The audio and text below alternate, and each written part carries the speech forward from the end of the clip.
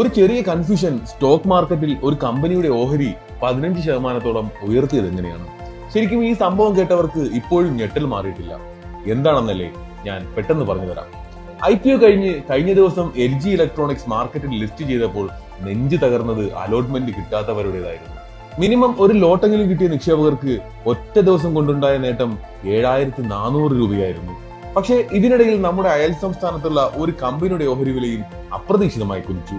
LG ഇലക്ട്രോണിക്സുമായുള്ള പേരിലെ സാമ്യമാണ് LG Balakrishnan and brothers ലിമിറ്റഡിന്റെ ഓഹരി കുതിപ്പിന് കാരണം. കൊറിയൻ LGയുടെ ഓഹരികൾ വാങ്ങാൻ നിക്ഷേപകർ തിരക്ക് കൂട്ടിയപ്പോൾ പേര് പണി കൊടുത്തതാണ്. അമളി പറ്റിയെന്ന് മനസ്സിലായതോടെ മണിക്കൂറുകൾക്കകം ഓഹരി വില ഇടിഞ്ഞു തുടങ്ങി. ഇന്നും ഇടിവിൽ തന്നെ. എന്നാൽ ഈ രണ്ട് LGയും തമ്മിൽ എന്തെങ്കിലും ബന്ധമുണ്ടോ? 1937 കോയമ്പത്തൂരിൽ തുടങ്ങിയ വാഹനങ്ങളുടെ പാർട്സുകൾ നിർമ്മിക്കുന്ന ഒരു കമ്പനിയാണ് LG ബാലകൃഷ്ണൻ. വാഹനങ്ങളുടെ ടൈമിംഗ് ചെയിൻ, സ്പ്രോക്കറ്റ് തുടങ്ങിയവ നിർമ്മിക്കുന്ന ലോകത്തിലെ തന്നെ ലീഡിംഗ് കമ്പനികളിലൊന്നും. 4300 കോടി രൂപയാണ് വിപണി മൂല്യം. കഴിഞ്ഞ ദിവസം 15% വരെ വർദ്ധിച്ച LG ബാലകൃഷ്ണൻ ഓഹരികൾ 52 ആഴ്ചയിലെ ഉയരത്തിലെത്തിയിരുന്നു. ദക്ഷിണ കൊറിയൻ ഇലക്ട്രോണിക്സ് നിർമ്മാതാവായ LG ഇലക്ട്രോണിക്സും LG ബാലകൃഷ്ണനും തമ്മിൽ ഒരു ബന്ധവുമില്ലെന്നതാണ് സത്യം. ഇത് നിക്ഷേപകർക്ക് ഒരു പാഠമാണ്.